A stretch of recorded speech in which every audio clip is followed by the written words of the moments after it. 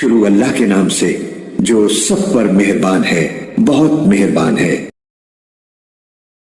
اے لوگو، اپنے اس پروردگار کی عبادت کرو جس نے تمہیں اور ان لوگوں کو پیدا کیا جو تم سے پہلے گزرے ہیں تاکہ تم متقی بن جاؤ۔ وہ پروردگار جس نے تمہارے لیے زمین کو بچھونا بنایا اور آسمان کو چھت اور آسمان سے پانی برسایا، پھر اس کے ذریعے تمہارے رزق کے طور پر پھل نکالے، لہذا اللہ کے ساتھ شریک نہ ٹھہراؤ جبکہ تم یہ سب باتیں جانتے ہو۔ اور اگر تم اس قرآن کے بارے میں ذرا بھی شک میں ہو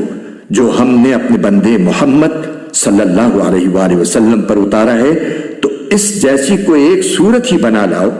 اور اگر سچے ہو تو اللہ کے سوا اپنے تمام مددگاروں کو بلا لو۔ پھر بھی اگر تم یہ کام نہ کر سکو، اور یقیناً کبھی نہیں کر سکو گے، تو ڈرو اس آگ سے جس کا ایندھن انسان اور پتھر ہوں گے، وہ کافروں کے لیے تیار کی گئی ہے۔ اور جو لوگ ایمان لائے ہیں اور انہوں نے نیک عمل کیے ہیں، ان کو خوشخبری دے دو کہ ان کے لیے ایسے باغات تیار ہیں جن کے نیچے نہریں بہتی ہوں گی۔ جب کبھی ان کو ان باغات میں سے کوئی پھل رزق کے طور پر دیا جائے گا تو وہ کہیں گے یہ تو وہی ہے جو ہمیں پہلے بھی دیا گیا تھا، اور انہیں وہ رزق ایسا ہی دیا جائے گا جو دیکھنے میں ملتا جلتا ہوگا، اور ان کے لیے وہاں پاکیزہ بیویاں ہوں گی،